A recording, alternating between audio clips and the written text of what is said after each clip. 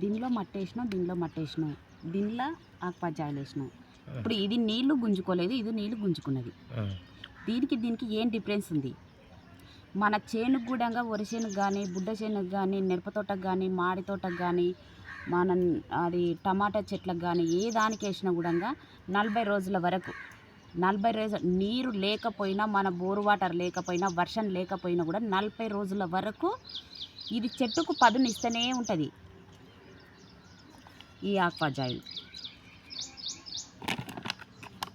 40 రోజుల వరకు చెట్టుకు పదునిస్తూనే ఉంటుంది. ఒకవేళ వర్షం వచ్చి ఇట్లా ఎత్తుగా ఉన్నతోని చెట్లు బాగా మురిగిపోతాయి. ఆ మురిగిపోకుండా కూడా దానికి కావాల్సినంత నీరు గుంజుతుంది. చెట్టు మురగనీయదు, పాడు కానియదు. అట్లా